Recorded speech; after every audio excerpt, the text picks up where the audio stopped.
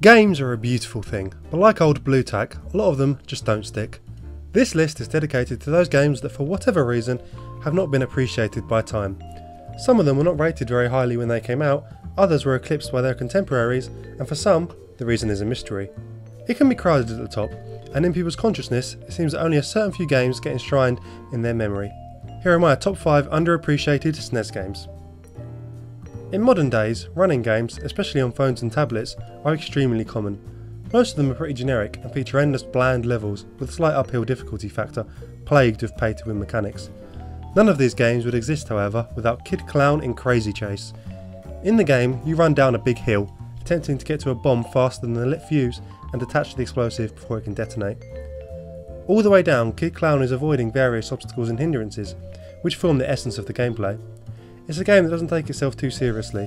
It's a lot of fun to play, purely because of what happens when you run into an object.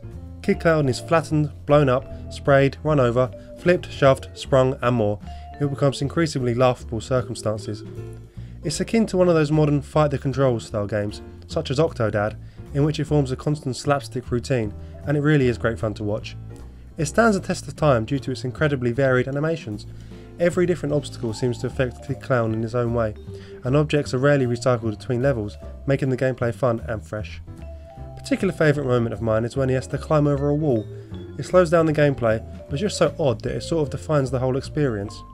Kid Clown was met with mediocre reviews upon its release, but play it nowadays and I guarantee it'll bring a smile to your face. Indiana Jones' Greatest Adventures was met with generally good reviews when it came out, yet it is rarely talked about nowadays. It is completely overshadowed by the Super Star Wars series, a group of SNES platformers that are equally fantastic and with a similar style, recapping those amazing LucasArts movies. The difference between them though is that people rarely remember Indy's outing today.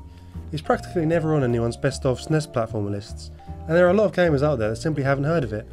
It's a crying shame, as I think it matches its galactic counterpart in every way, sporting fantastic graphics, a very well replicated soundtrack, and of course challenging yet rewarding gameplay. This is one of those that definitely deserves far more recognition than it currently receives. When the Super Nintendo was about, trying to find a great platformer amongst the good was like trying to pick out a llama amongst the alpacas. If you look hard enough you'll find it, but it's very easy for them to blend together. This is why in the years following the general demise of 2D based side-scrolling action, retro gamers have been acting like a sieve, trying to pick out the gems. Prehistoric Man is unfortunately one that has not been picked out as of yet, and I really think more people need to give it a go.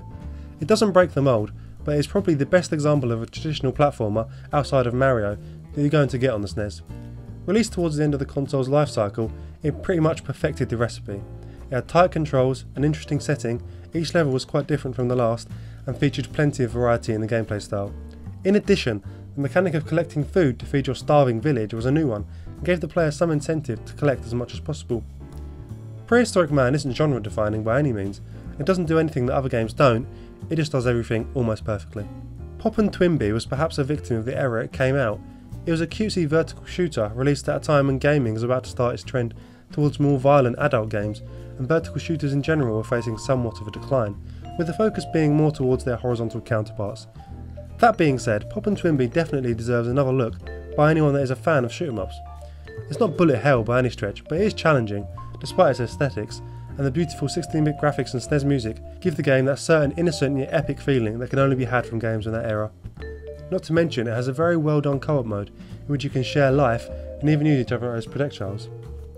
Poppin' Twinbee is a fantastically made shooter that deserves a place amongst the most highly regarded Super Nintendo titles.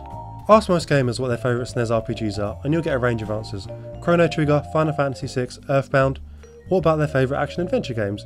The Legend of Zelda, Secret of Evermore, Secret of Mana.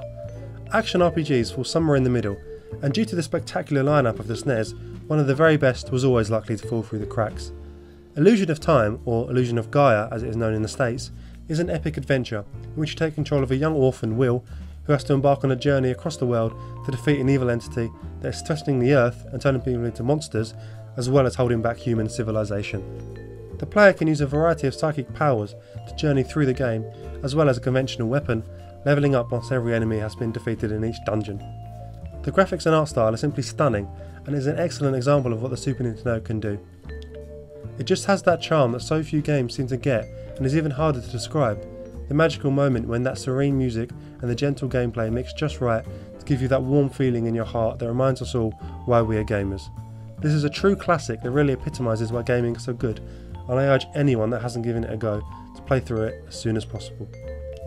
Well, that was my list. I'm aware there must be plenty that I've missed while making this, so let me know what SNES games you think were underappreciated or underrated in the comments below. Additionally, if you have any ideas for future lists, I'd love to hear them. Goodbye!